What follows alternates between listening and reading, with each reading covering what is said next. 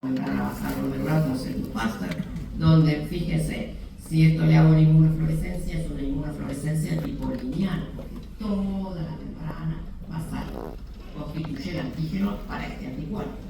En cambio, las otras, que son por inmunocomplejos, es el inmunocomplejo del anticuerpo, por ejemplo, el lupus, o por ejemplo, el IgA, y estos se unen al complemento y se depositan a nivel del glomérulo. O puede ser una pausa inmune, que es conocida por los ANCA, que son las que vamos a ver hoy, obviamente,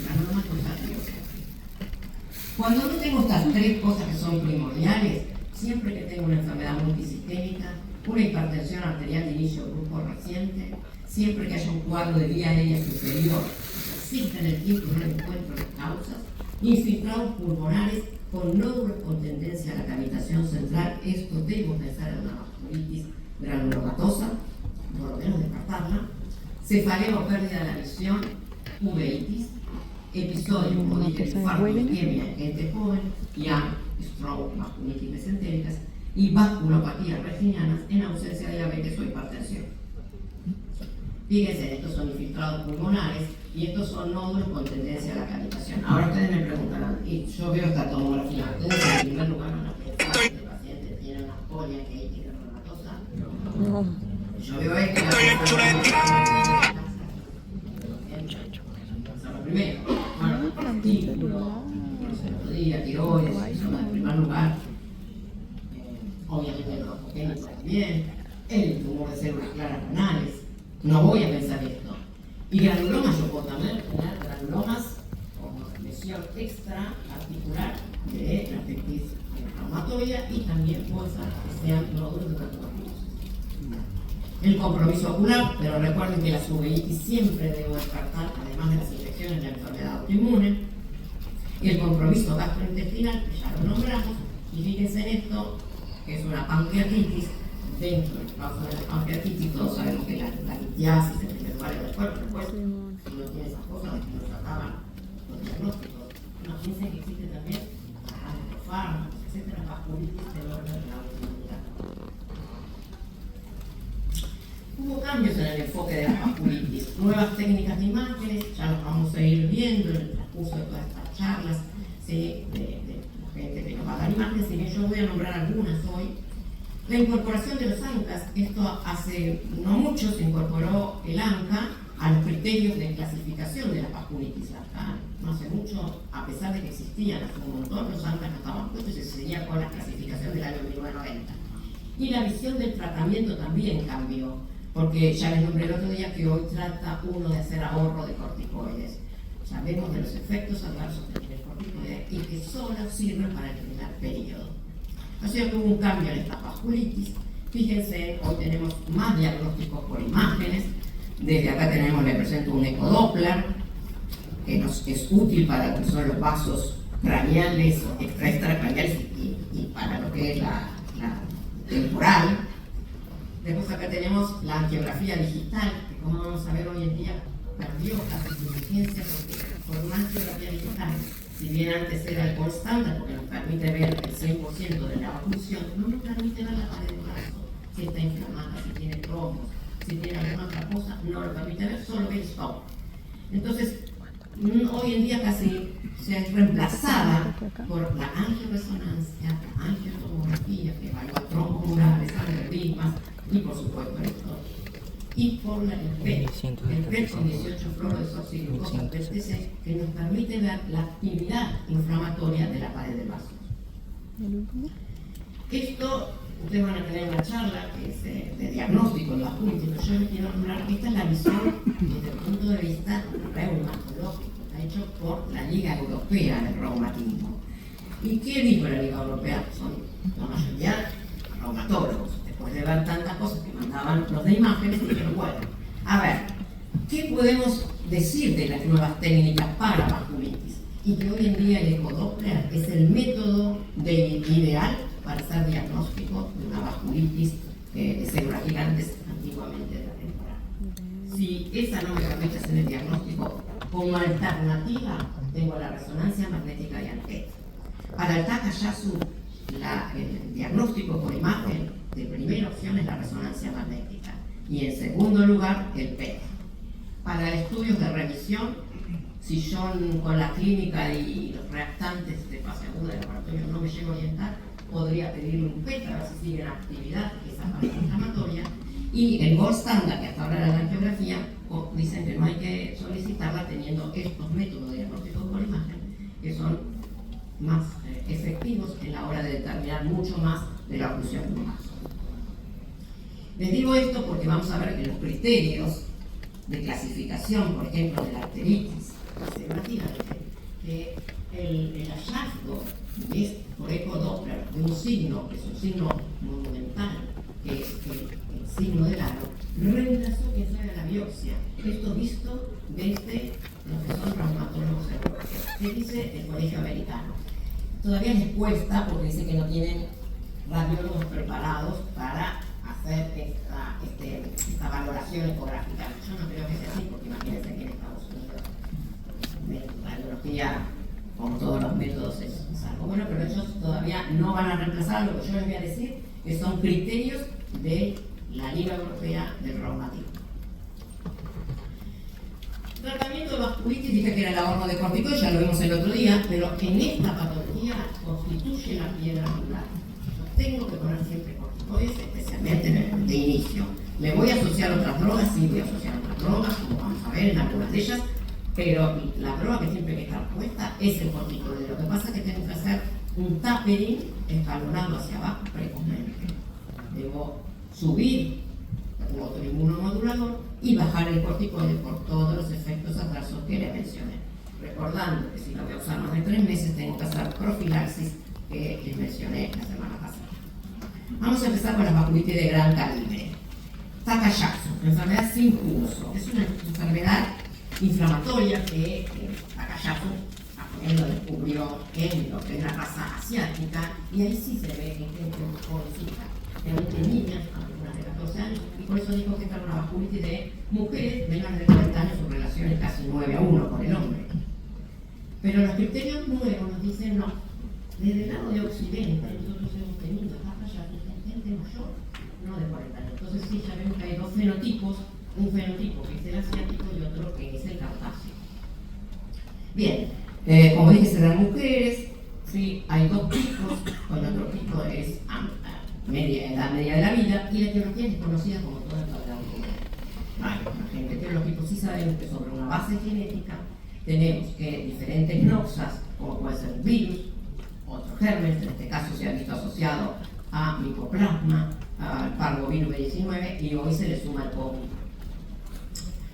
Y lo que provoca, ¿sí?, son células dendríticas que inician todo el proceso de activación inmune, células T, macrófagos, y estos macrófagos van a formar granulomas. ¿Dónde van a estar estos granulomas? En la pared del vaso. Solo en la pared del vaso. No hay granulomas en los tejidos. Dependiendo de lo que vaya a lesionar, va a tener el paciente los diferentes tipos de manifestaciones clínicas. Fíjense, yo puedo tener, estos son los 5 tipos de afección de la aorta y sus ramas, y fíjense, porque esta es una vasculitis de la aorta y sus ramas. Fíjense, o compromete a lo que es los vasos de callado aórtico, al callado aórtico y sus ramas, o la tipo 3 ya llega hasta la aorta torácica completa. La tipo 3 es, esta sería la 2B, la 3 es infradiafragmática, o sea, aorta abdominal, y vamos a ver la tipo 5, que es por arriba y por debajo del diafragma, toda la aorta y sus ramas principales. Recuerden que estos de grandes brazos. También se puede comprometer a la arteria pulmonar, que se suma a los ya al estadio de tipo 4, o a la forma de tipo 4. Bien, esta entidad tiene una fase prodrómica. ¿Qué quiere decir? Es una fase de tipo inflamatoria, donde tiene manifestaciones como fiebre, pérdida de peso y manifestaciones que todas son articulares.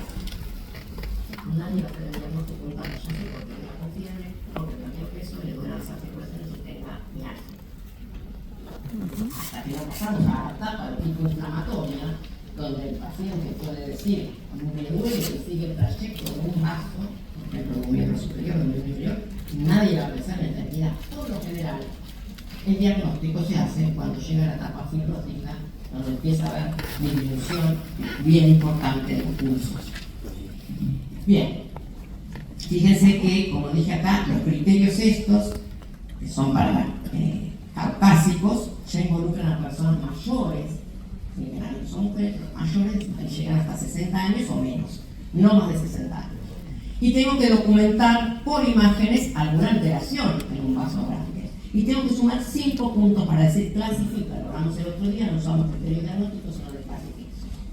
Dependiendo de qué parte tomen, ¿sí? Si son los vasos craneales, la aorta descendente, va a tener los síntomas del paciente. Entonces, fíjense, si compromete los vasos superiores, cefaleas, vértigo, cuadros de ataque isquémico transitorio, diplopía, visión borrosa, pérdida de la visión, etc. Hipertensión pulmonar. Y lo que es característico es la disminución, ¿sí?, de los pulsos, acá que tienen después todos los criterios, angina, dolor isquémico, claudicación, va caminando y se le afloja una pierna porque le falta circulación, pero recién yo acá, y esto por eso está puesto en negrita, soplos, porque tengo soplos no lo voy a diagnosticar, pero sí fíjense, si yo voy a tomar los pulsos y los pulsos son diferentes de un brazo del otro, si encuentro una presión diferencial de un brazo y del otro, que antes eran 10 milímetros, y ahora, para decir que estoy en presencia, tengo que tener una diferencia entre un brazo y el otro de 20 milímetros, ¿sí?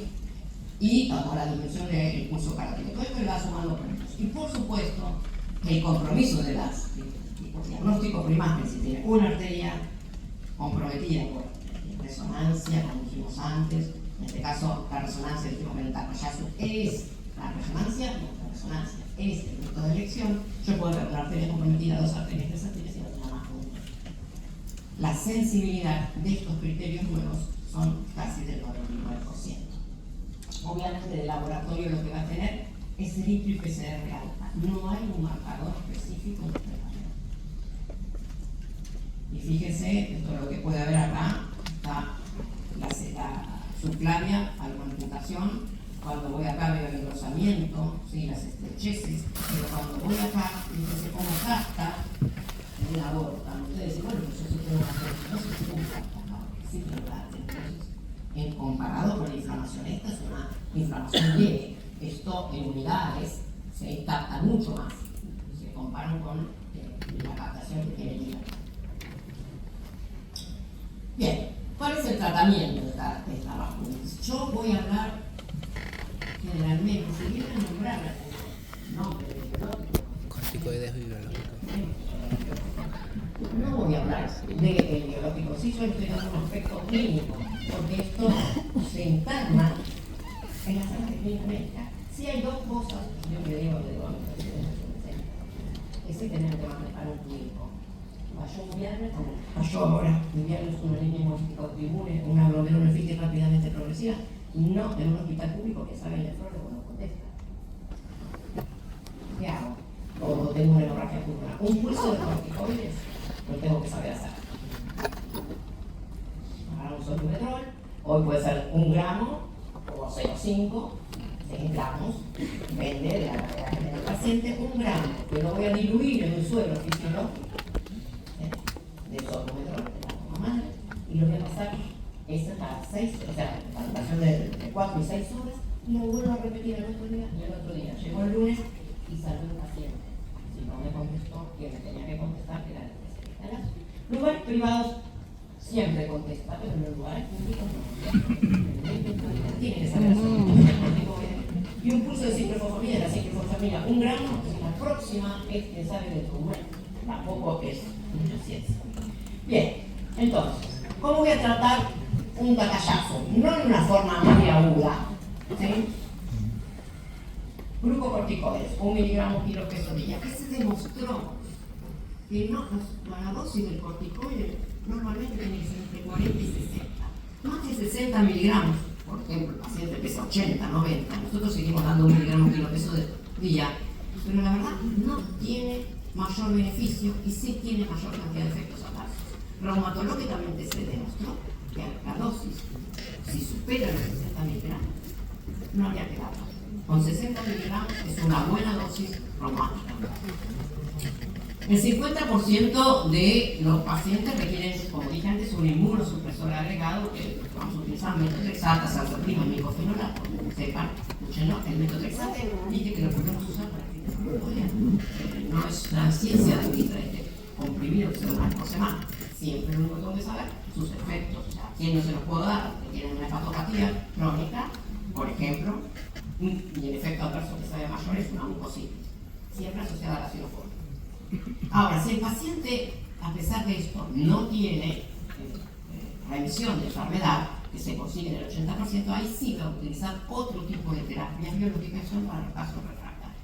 Entonces, ¿qué dice el Up-to-Date 2018? Porque no hubo muchas modificaciones ahora. Dice, bueno, Takayasu, comienzo con 40-60 miligramos de glucocorticoides más un metotrexato. Y es una buena switch. Voy bajando el corticoide siempre a los 3 meses yo debería tener una dosis más o menos de 15 a 20 miligramos, ¿sí? Y para llegar al año con entre 5 y 10 miligramos. Si logré el objetivo y el paciente está bien, me quedo ahí, y si no, tengo que considerar un biológico.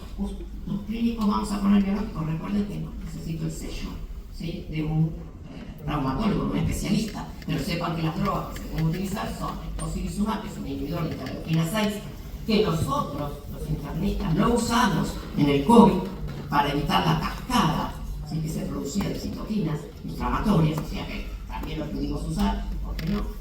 Y también otros anti-TNFs, entre esos el infliximab. Vamos a la vasculitis de células gigantes, o sea que en el primer esquema podría serlo yo, segunda parte, y mejor que esté conmigo un reumatólogo. Esta vasculitis es una de las vasculitis más frecuentes y es la que se produce en gente mayor. Se da más en mujeres, en relación 2 a 1, fíjense, empieza a los 50 y sus picos a los 70 años. 70 más, 75. Raza blanca es 7 a 33 casos por 100.000 habitantes, algunas serán de 1 millón, o sea que es tan frecuente. La etiopatogenia también es desconocida y fíjense que son lo mismo que nombré antes, siempre sobre una base genética, y acá tenemos los diferentes DRA, DR3, 4, ¿sí? Y fíjense, este es el DRB104, que es el de la R también. Micoplasma, parvovirus, clamidia y el COVID pueden ser los desencadenantes en el que tiene una base genética y entonces se activa la inmunidad. Y esta inmunidad, como dije antes, va a liberar interleuquina 6 en forma desmedida, por eso el tocilizumab es una antiinterleuquina 6 y es una de las drogas para esta vasculitis, y el interferón. ¿Qué sabemos de nuevo de esta vasculitis? Que tiene diferentes formas de presentación. Fíjense, las manifestaciones craneales típicas, que son las que vamos a nombrar hoy, que es lo que sabíamos, le duele la cabeza, va a perder el ojo, todas están como síntomas craneal de la arteria temporal y sus ramas, oftálmica, lingual, los pasos anatómicos de la carótida interna. La que se asocia a la polimialgia reumática, o sea, tiene lo mismo que la anterior, más polimialgia reumática, que vamos a ver qué es. La que es una arteritis oculta con síntomas inespecíficos, fiebre de origen desconocida, el diagnóstico no lo hace cualquiera. Que tenga solo polimialgia es una variedad hoy en día, ¿sí? Es por arteritis silente. Los fenotipos extracraneales que hoy se cree que son variantes del Takayasu, porque comprometen pasos grandes axilares, ¿sí? Ya va más allá de la arteria temporal. Y las presentaciones pseudovulvares, que son nódulos que yo palpo de los vasos con formación anual. ¿Cuál es la manifestación típica del compromiso craneal de estos vasos? Fíjese, astenia, pérdida de peso y fiebre, como cualquier otra enfermedad inflamatoria. Cefalea de reciente comienzo. Si alguien nos viene a consultar por una cefalea, esta es una cefalea intensa, no la tenía antes, me empieza todas las noches, la tengo todo el día, pero a la noche, o cuando me toco la cabeza, me duele más, y cuando rozo mi cabeza sobre la almohada, me tengo que poner del otro lado, por ejemplo, si fuera unilateral. Puedo palpar a la arteria temporal. Puede referirme dolor al comer, al dolor al tragar, ¿sí? A la deglución, eso por compromiso de los músculos de deglución. Acá tenemos una necrosis de la punta de la lengua por compromiso de la arteria lingual. que tenga dolor muscular, ¿sí? Dolor muscular, simétrico y proximal. Eso es la polimialgia reumática, que ahora vamos a hablar de la cintura escapular y pelviana. Yo dije, dolor muscular. Si yo tengo dolor, ¿ustedes creen que puedo levantar el brazo? No. Entonces, siempre erróneamente digo, es una polimiositis. Pero la polimiositis no tiene dolor, lo que tiene es debilidad. Este tiene debilidad, pero porque tiene dolor. Ya el interrogatorio me serviría como método de diferenciación. Neuropatías, 12%, y puedo tener tos y disfonía. Y esto es importante porque puedo hacer que ese paciente, yo tenía estas síntomas, pero no le di importancia, y me venga, estoy perdiendo la visión, veo menos de un ojo, y esta lo que hace es cierre arteriostática que me provoca ceguera, y la ceguera es irreversible. Obviamente voy a tener todos los reactantes de fase aguda aumentadas, evito que cierre. Bien, polimialgia reumática, es decir, que se asocian un 50%, como ven ahí bien en rojito, que está atacando el dolor, ¿en dónde? En la cintura escapular, la cintura pelviana, que serían las caderas, y también puede ser la región cervical. Afecta, como dije, igual que la anterior a los individuos, generalmente mujeres, en la media 50 para arriba, casi los 70. La causa es desconocida, pero fíjense que es la misma y tiene la misma base genética. Y esto, si yo hago, digo, puede ser que este paciente tenga una polimialgia reumática, porque aparte se puede acompañar de, como ven ahí, edema, bursitis, tumefacción de las manos, puede tener síntomas como fatiga, depresión, etc. Si yo le pongo corticoides, pero corticoides a baja dosis, ¿a qué se llama baja dosis? No hay acuerdo, pero realmente es 15 a 20 miligramos, yo diría ya con hasta 10 miligramos, estos pacientes tienen una respuesta espectacular. A las 48 horas se van a bailar, ¿no? Y como que desapareció la enfermedad, ¿sí? Esto es una de las cosas categóricas en esta enfermedad. Obviamente tengo que hacer diagnósticos diferenciales, ahí le puse algunos: artritis reumatoidea, polimiositis, lupus, y por supuesto también tengo que hacer diagnóstico con un cáncer de la axila. Que tenga dolores, dije que había reumatismo palindrómico, si no podía por cáncer. Estos son los criterios para decir que estoy en presencia de una polimialgia reumática. Obligatorio tener el mayor de 50 años, dolor en ambos hombros y proteína C o eritro mayor de 50.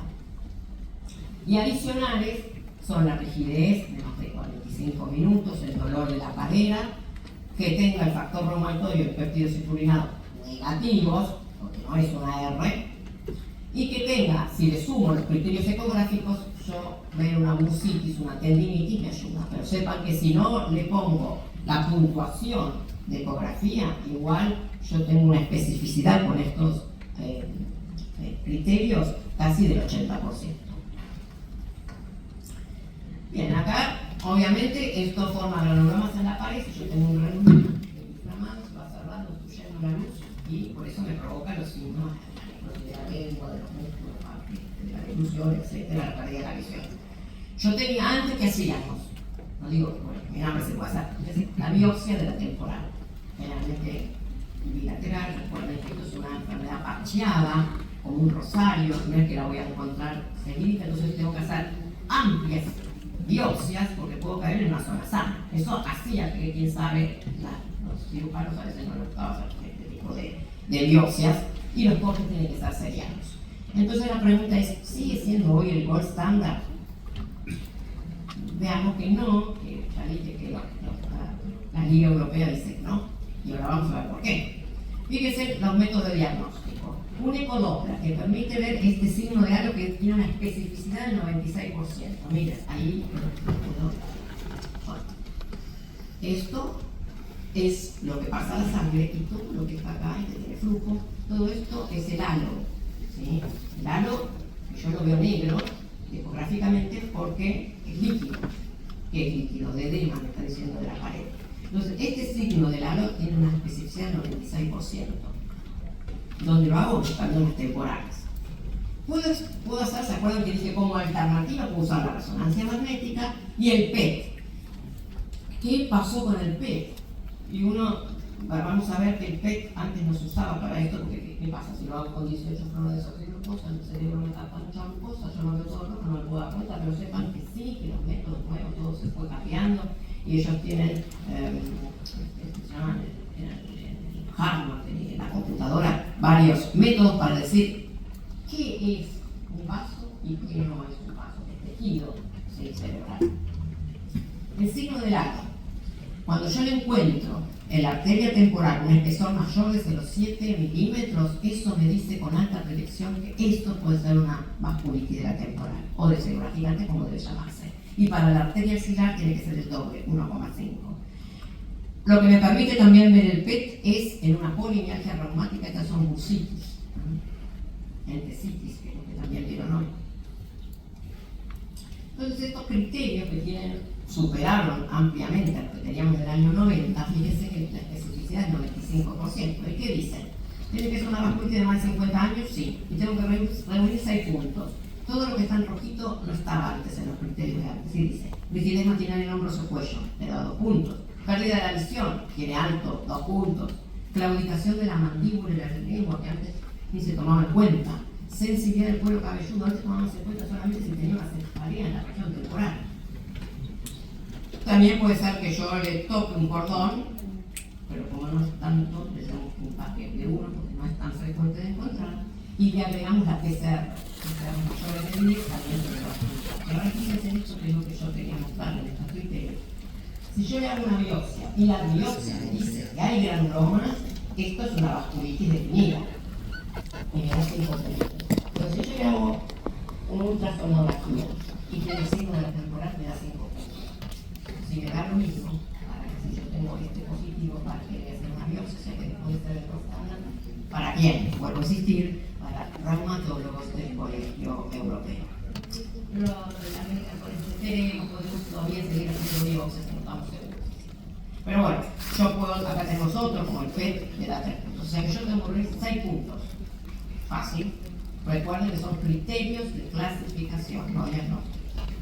Acá lo mismo. Terapia de primera línea es el corticoide, ¿sí? Si lo tengo que poner de forma rápida, 40-60 miligramos, siempre asociado a un inmunosupresor, que va a ser el metotrexato. Pero si yo pienso y el paciente me dice, tengo disminución de la masa visual, es una urgencia, ahí le hago un curso de corticoide, 1 gramo por 3 días.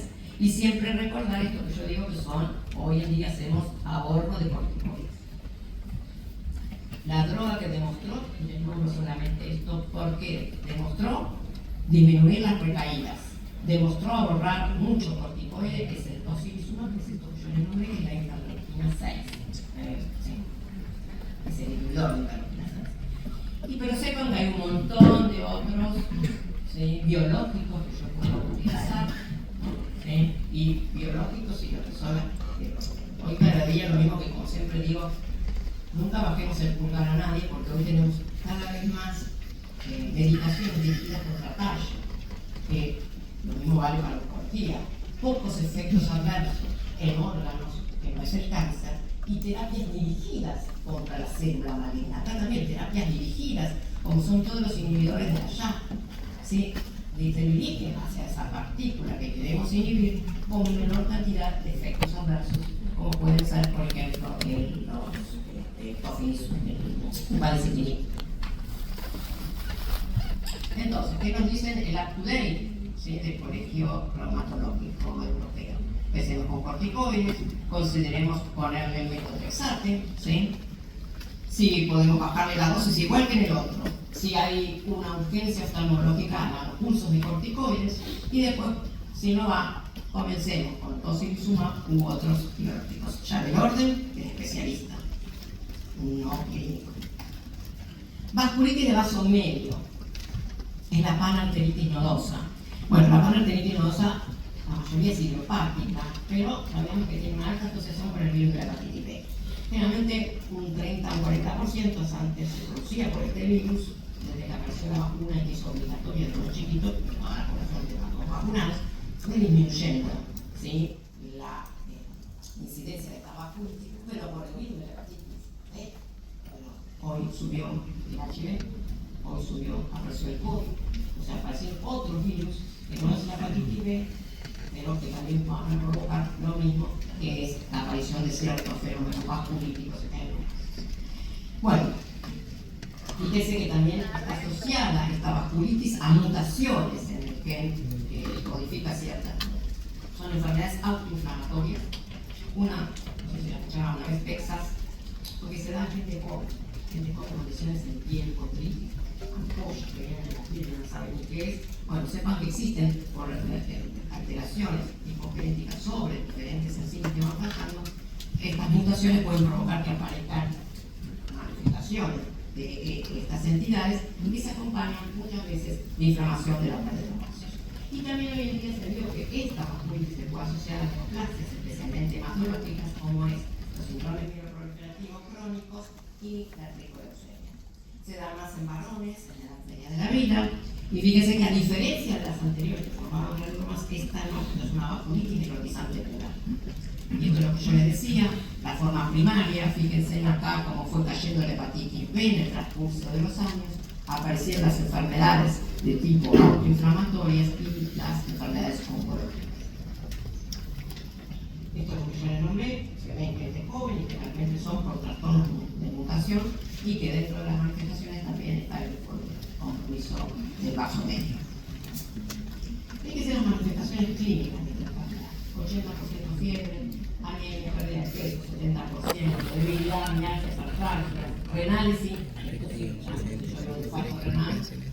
debo pensar, sí, podría ser esta, hemorragias de estos aneurismas, sí, y también puede llevar a la falla renal, siempre que exista compromiso del sistema nervioso periférico, fíjense que 70% es muy importante, neuropatías asimétricas, hipertensión, perforaciones, ángulos histéricos, pancreatitis y también la manifestación cutánea como son los puntos palpables y dedos articulares. Ya de este lado vienen los que son menos frecuentes, que son alteraciones del ritmo, insuficiencia cardíaca, vasculitis coronaria. Del sistema nervioso central, esta es una mutación, es así, la cual de Stroke, en chicos jóvenes, adultos jóvenes, y la ocular y el dolor testicular es no tan frecuente, pero sí es bastante específico y forma parte de los criterios de esta entidad, el dolor testicular. En el laboratorio, solo para tratarse de fase aguda, siempre debo pedir la CPK, enzimas hepáticas y, por supuesto, las terapias virales para todas las vasculitis se usa esto que es el SCORE 5 factors, que es los daños más nobles que puede tener esta entidad. ¿Dónde? En el riñón, con proteinuria, que tengan compromisos graves gastrointestinales, que no haya perforación, la arteritis mesentérica, o hemorragias digestivas, el fallo renal, la miocardiopatía y las alteraciones del sistema nervioso. Obviamente, cuando ya reúno dos de estos criterios, la mortalidad está siempre en el 95%. En imágenes, fíjense, la imagen típica, esto que parece un arbolito de Navidad, que son aneurismas saculares de la arteria renal, que pueden romperse y dar hemorragia renal. Criterios de esta panarteritis: pérdida de peso, nivel reticular, síntomas bastante específicos, dolor testicular, mialgias o debilidad, monopolineuritis, y siempre que tenga monopolineuritis, empezar una vasculitis, hipertensión arterial, especialmente la diastólica, elevación, ¿sí?, de urea y creatinina. Antes era, porque esto no está modificado, todavía era solamente la hepatitis B, o vale para la hepatitis C, para el COVID, para el periodo COVID, todo es lo mismo sería. La arteriografía, que demuestre los aneurismas o oclusiones de las arterias, y la biopsia, donde yo demuestre una necrosis fibrinótica. Ahora fíjense, si me viene el paciente que dice que le duele el brazo o una pierna o le duele un testículo, yo le puedo hacer una biopsia de lo que le duele. Si yo le voy a hacer una biopsia ciega, la rentabilidad del método cae drásticamente. Fíjense, una biopsia en un músculo que le duele 66% de sensibilidad, especificidad del 97%. Si se lo voy a hacer a ciega de cualquier músculo, no le digo al cirujano qué músculo de biopsia cualquiera, baja 29, o sea, que voy a quedar pensando en una zona sana. A grandes rasgos, el tratamiento es como venimos diciendo. Si la forma no es grave, la forma grave es siempre pulsos de corticoides, y yo puedo hoy sumarle otras drogas que pueden ser rituximab, etc. plasmaféresis, si por ejemplo está tapando varios vasos. Si no es grave, lo mismo, siempre el corticoide asociado a un inmunosupresor. Puede ser metotrexate y hoy, azoxaprima también podría ser que se utilice rituximab. Plasmaféresis para los casos graves. Y siempre recuerden que si tengo una hepatitis, debo hacer el tratamiento de la hepatitis. Bien, vasculitis de pequeño vaso. ¿Se acuerdan que son poliarteritis granulomatosa, de las que forman, perdón, lo dije, ¿se acuerdan que tenemos las tipo ANCA y las no ANCA? De las tipo ANCA vamos a hablar. Granulomatosa, la granulomatosa eosinofílica, la microscópica y la asociada a fármacos. Hablamos el otro día que el patrón típico de ese ANCA es por fluorescencia indirecta. Esto lo vemos en la granulomatosis con poliarteritis del 90%, o sea que es muy categórico de esta vasculitis. El peanco perinúcleo, pero puede haber un montón de enfermedades reumáticas y no reumáticas, como puede ser la colitis ulcerosa, por ejemplo, y las formas mixtas. Pero una vez que esto dio positivo, tengo que hacer el ELISA para saber a dónde está dirigido esto. ¿A qué antígeno está dirigido este anticuerpo? Dijimos que se ANCA la mayoría de las veces a la proteinasa 3, lejos, y el ANCA-P a la mieloperoxidasa. La patogenia que vale para todas, factores ambientales, generalmente es inhalación de polvo de sílice o puede ser de polvos de cereales. Las infecciones, esto sí es importante recordar, vamos a ver algunas. Por ejemplo, en este caso que vamos a la primera, vamos a ver que es el Staphylococcus aureus. El Staphylococcus aureus que se aloja en las narinas y por lo tanto el paciente puede ir por rinitis purulenta, tiene un estáfilo alojado en la narina. Si yo no lo trato, con los años, por un mecanismo de mimetismo, años o meses, por mi mecanismo de mimetismo molecular, puede desencadenar el fenómeno vascular. ¿Está bien? Para otra vasculitis, como vamos a ver, ¿sí? la reumatosa eosinofílica es el espartido. Entonces, los agentes infecciosos son los que desencadenan con el tiempo el fenómeno de tipo inmune. Obviamente, la base genética, que son diferentes HLA, para que es proteinasa 3 y microperoxidasa, y hoy en día drogas, hidralazina, propilpitacina y el levanisol, que está en la cocaína adulterada, dan positivo generalmente los ANCA y pueden ser los que un paciente, por ejemplo, que inhale cocaína o que inhale el tapo y lo que hagan es una hemorragia pulmonar, porque activaron la formación de ANCA. ¿Cuándo voy a solicitar ANCA? Dije que el ANCA se pide para vasculitis del pequeño vaso, no se lo voy a pedir un vaso grande ni un vaso mediano, ya está reactivo y no tiene nada que ver.